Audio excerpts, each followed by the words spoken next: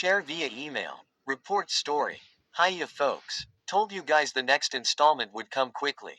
By the way, I do not own Boku no Hero Academia, its characters, or its locations.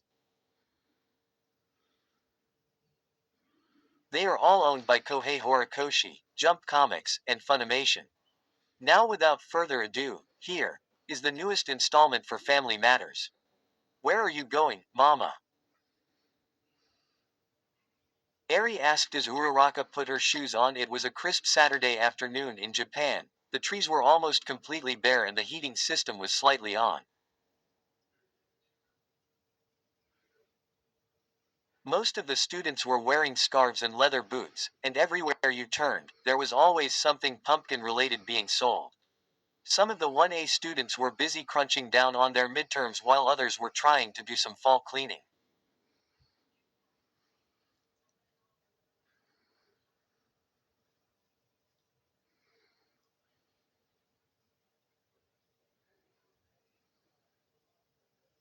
I'm heading off to see Gunhead for some training, Uraraka said as she put on a scarf. I was taught by him during my internship this past spring. I've been slacking a bit in my martial arts, so I set up a training seminar with him to help me out.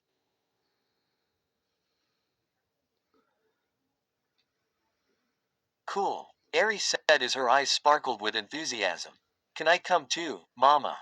Please. I don't know, Eri. Uraraka said. I'm not sure Gunhead would allow someone as young as you. But I want to watch you train. Eri interrupted, a slight hint of desperation in her tone. I've already seen how Papa fights. I want to see your fighting style. Plus, I want to meet this Gunhead person. Please.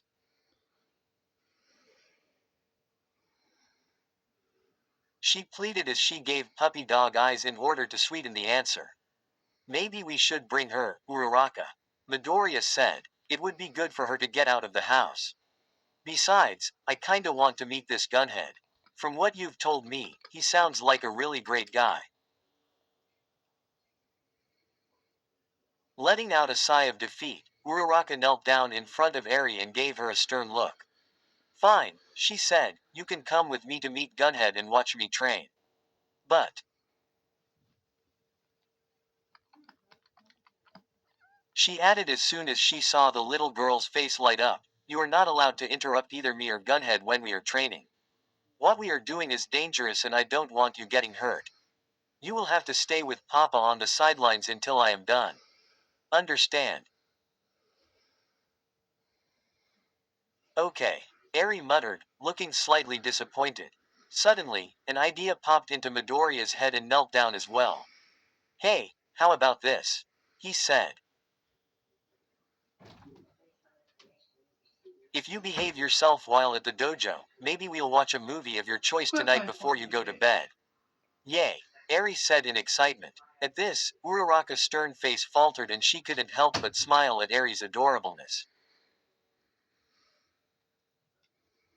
With that, Midoriya buttoned Eri up in a warm fall coat and wrapped a wool scarf around her neck and mouth. Afterwards, Uraraka put little brown gloves on her hands to keep them from being cold. Ready, Eri? Uraraka asked as soon as the little girl was snug and warm.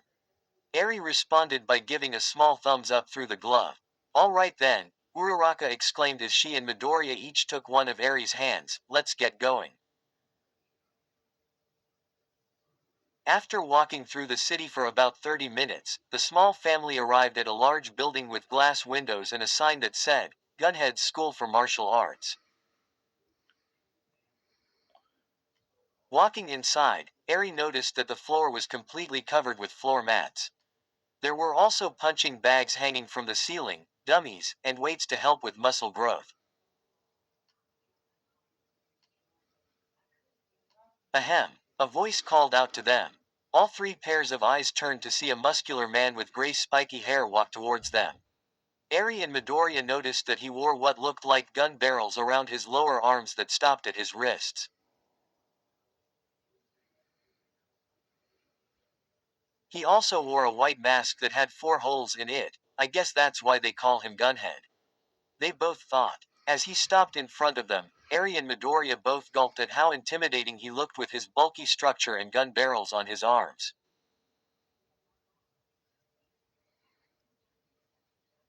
Promoted stories. You'll also like Quirkless Police O Complete 75.7K 1.7K. This was my first fanfic. It's shitty, be careful. Izuku Midoriya, Quirkless Police Officer. After his interaction with All Might, he gave up on being a hero. He decide. BNHA asterisk boyfriend scenarios asterisk PT 2147 K 2.6 K 4. All you newcomers, here's part 1.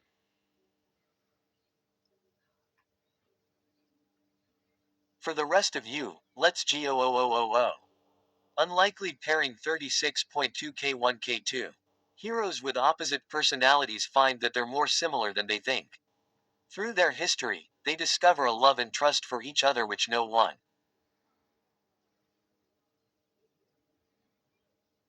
Marikai Aizawa and Eri X Girl. Reader fanfic 143K 4.8K completed. Virtual. An underground pro hero with a quirk similar to that of telepathy but can transmit a whole scenario into someone's mind.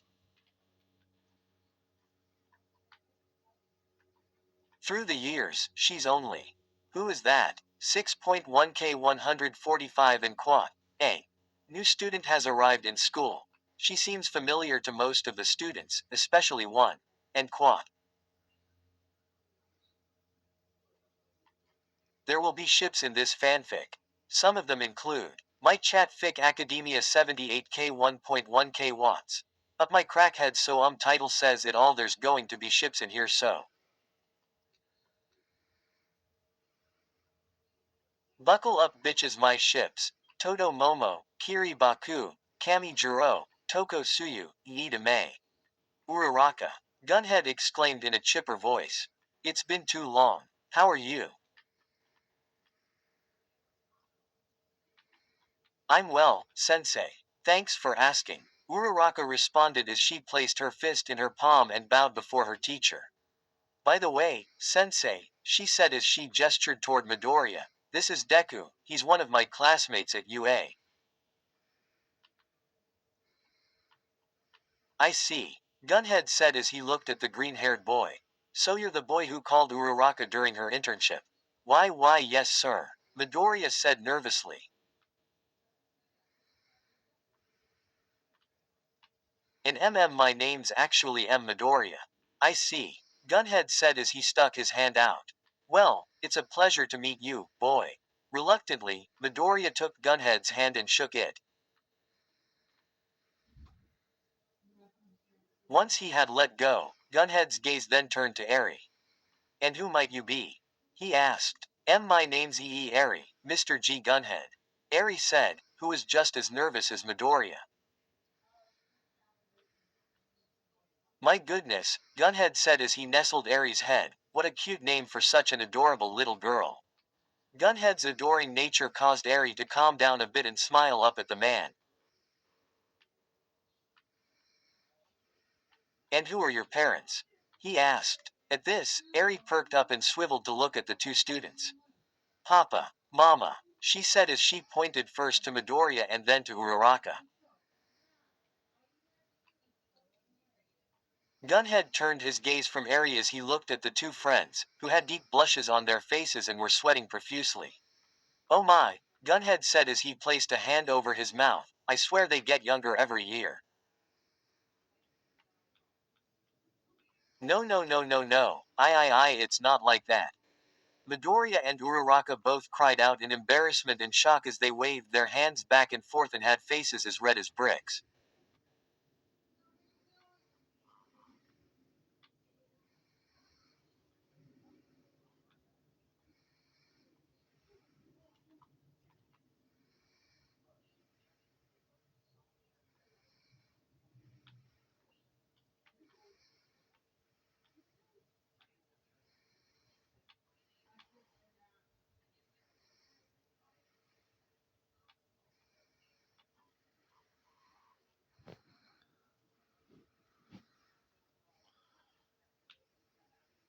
Eri looked up at her mama and papa in confusion as they tried to explain.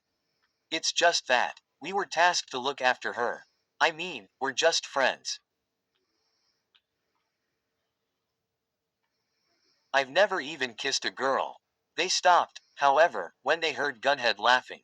I know. Gunhead said through chuckles. All Might and Eraserhead told me everything about your situation. I just wanted to get a good laugh.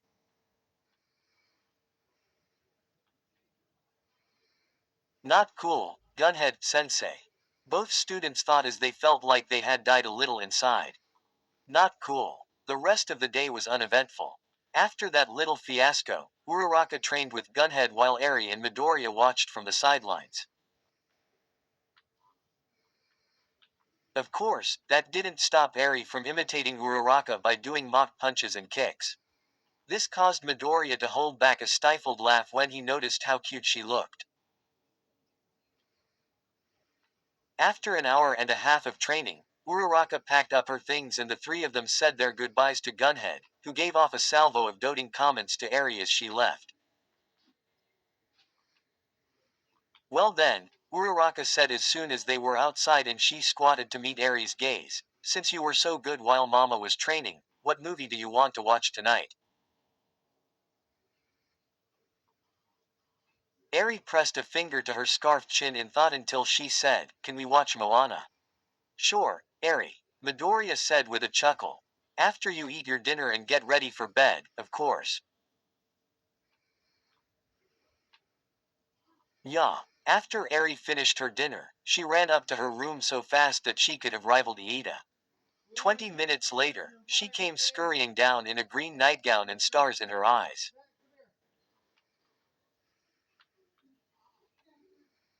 After Midoriya and Uraraka explained that they had to prep as well, Momo pulled Eri aside for her daily bedtime story just to occupy her. After another 20 minutes, Uraraka and Midoriya came down wearing their own pajamas, and the rest of Class 1A left the three of them alone for the night. As Eri watched in awe at the amazing music, the animation, and the unique characters in the movie, Izuku and Uraraka couldn't help but smile at the little girl. This was a perfect example of what she deserved, a happy life with people who cared about her and would protect her from any danger. As they looked up, they soon realized that their faces were mere inches from each other. Their faces turned a pinkish hue and they quickly looked away in embarrassment. While the family was watching their movie, Mina had snuck into the kitchen to grab a bottle of strawberry milk from the fridge. As she slowly closed the fridge door, she glanced at the three and gave a small smile. As soon as her foot made contact with the fourth step, however, she stood in shock by what she saw. Slowly, she poked her head out and smiled at how adorable Izuku, Uraraka, and Eri looked. Instantly, she took out her phone and started texting like mad. Instantly, every 1A student's phones, except for Bakugo's and Mineta's, pinged. As they glanced down, all of the students saw the exact same message. Downstairs. Living room. Now. Within a minute, Class 1A came to the top of the first story stairs. Mina, Kirishima asked as he saw his friend looking giddy, mind telling us why? Shish, Mina said as she put a finger to her lips. She pointed to something downstairs while making a silent yet high-pitched squeal. The students looked at where she was pointed and gave wide-eyed stares at the image of Eri, Midoriya, and Uraraka watching their movie. That is so adorable, Momo said softly as she placed her hand over her mouth. Seriously, they look like one big happy family. Siro said with a toothy grin.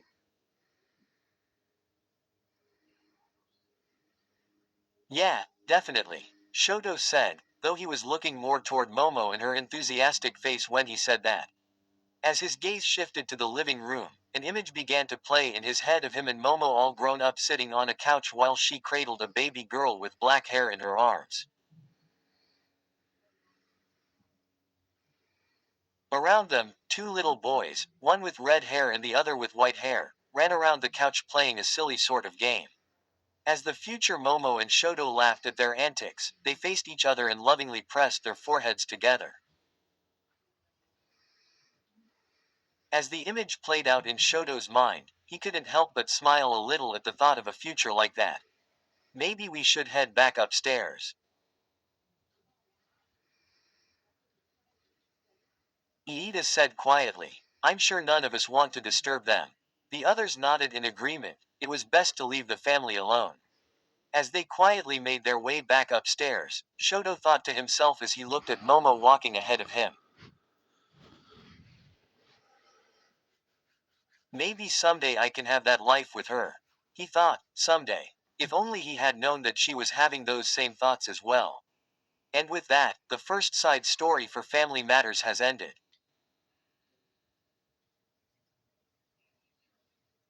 Kudos to Discord members Deadliest Sin Bin and Rio and Great Black Fuego Rio for editing this chapter.